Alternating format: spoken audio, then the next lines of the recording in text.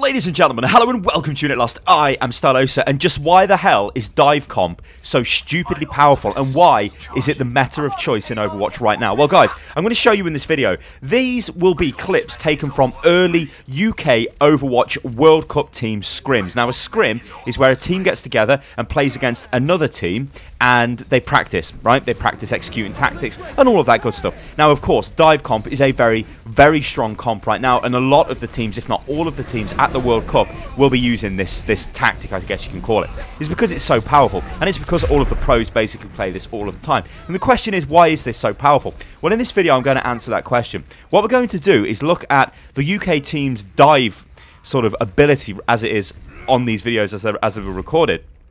From a top-down view. What that means is we'll be able to see what's going on. Now, we won't be able to see first-person action, so that might be a disappointment to some of you guys. But dive's not really about that. Dive is about being in the right place at the right time. Now, watch this. The UK team are in red, and they're getting ready to dive onto the enemy team as they push through. So they're waiting, they're trying to find the opportunity. Notice the Zen in the back there is isolated.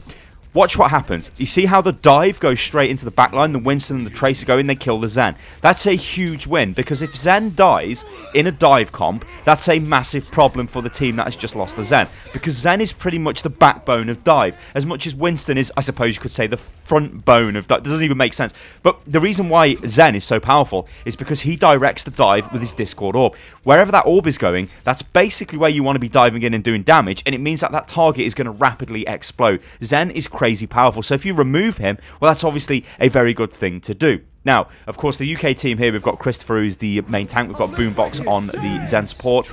We've got Cruz, we've got Reels, we've got Smex, and we've got Zhao. Zhao is actually filling in for us in these scrims because our Tracer had some issues.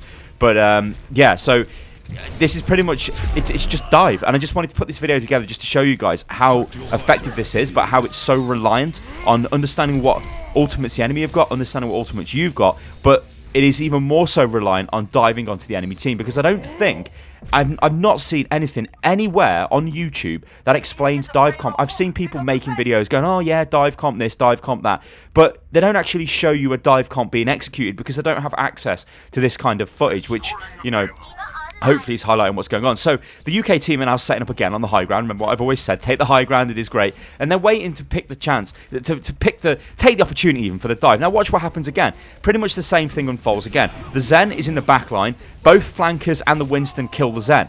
One of the flankers then takes out the enemy other support, so they've got no supports now. They've pretty much lost the fight. In Overwatch, if you destroy both supports, you basically win the fight, unless they have some sort of ultimate combination which they can pull out of the bag, and you know, maybe there's some sort of crazy clutch play and that's going to save the day. So you'll notice again what's going to happen. It's time to reset, but sometimes you'll notice the team will get more aggressive, and this happens for pretty much every single team. This isn't like a unique thing to the UK team. Anybody playing dive will do this. It's a balance. It's about knowing when to be aggressive and knowing not when to be aggressive. Sometimes you can go deep and really push the enemy back, really try and stagger their spawns. Other times you've got to be careful. Now what's happening here is, again, I'm not going to put in the voice comms from the team because I think that is information we probably do need to keep secret, but what would have happened is a target would have been identified, a call would have been made on the target there, and then it's about how the team react and how they all go in together. This is why it's so crucial to constantly train and drill teams in the use of dive comp, because you need to be on the same wavelength. If you're not on the same channel, then you won't be able to execute, because it's no good if, let's say, a Genji dives onto a target and wants, you know, and he's calling for it to be killed and nobody goes in, or if a Winston dives in, or if a Tracer goes onto a target. You know, if somebody calls a target and nobody goes in, that means that that person could go a little bit too deep and get taken out. Alright, let's go to Nepal and let's see how this actually works on a King of the Hill map. So, again, you'll notice the team, they kind of stay together as a ball. They're looking for opportunities. And again, look at the enemy team as well. They're doing the same thing. This is what dive's about. It's about positioning. It's about taking up the best position. You could argue right now, the UK team, who are in blue this time around, have taken the best position because they are inside the point. This means the enemy team have to come in and have to engage them. This could be a bonus or it could be a negative. You'll have to kind of wait and see how it falls out, how it plays out. You'll notice it is kind of messy, and it is a bit difficult for me to spectate this because of all of the stuff that's in the way. And you'll notice what's happening here. The UK team are starting to lose a lot of people. And the question is, why has that happened? Well, generally, it's because there was split DPS. Now, what I mean by split DPS is not everybody has gone into the same target. Now, while we just wait for the UK team to come back, why the hell does this make, like, why do you guys even want to watch this video? Why am I making this video? Because you could say, Star, this is too crazy, it's too high level, we're not going to do this in competitive. And that might be true. However, you can do very simplistic forms of this in competitive. If you play Winston, and you've got a friend who plays Zen, or a friend who plays, I don't know, Genji, or a Tracer, or something like that, they can follow you around. If you both go onto the same target, I guarantee you will get to Grandmaster 100%. Because there are things in this game that once you get better at, there's almost like obstacles in the way that once you work through them, you go through a tier. So if you're like mechanically a good player, you probably get to Masters.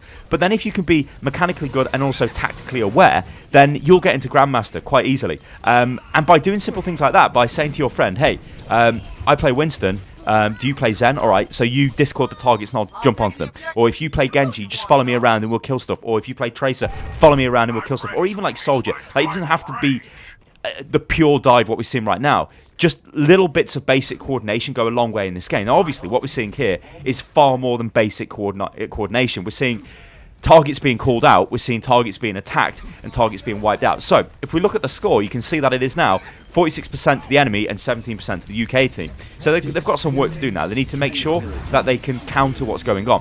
Notice what's happening here. Both Zens have used their Transcendence. The UK Zen, Boombox, used his Transcendence in answer to their Transcendence and their Dragon Blade. And look what has happened. It was an absolutely clutch ultimate because it has stopped the enemy team doing anything. Minimal investment from the UK team compared to a much higher investment from the enemy team has resulted in the enemy team losing, but losing quite handsomely. It's not about, oh yeah, they've taken the point back, which they have. It's more so about you've made them use more ultimates, which is again the other point that I want to get onto with dive comp. And this translates to any kind of comp in the game. If you have an ultimate advantage compared to the enemy team, typically you will win. Alright, so what's happening now? Well, you can see that our Winston is forward and he's trying to poke. Well, he's not trying to poke out the enemy. He's trying to look. He's trying to see where are they coming from. Then possibly a call will be made. But everybody on the team, it's their job to do that as well. You need to identify where the enemy are coming from, make the call. I always say this is a great thing to do in competitive yourself anyway. You know, if you see a Tracer behind, make the call. Tracers behind, because then your team will be aware. And that's what the pro level comms are about.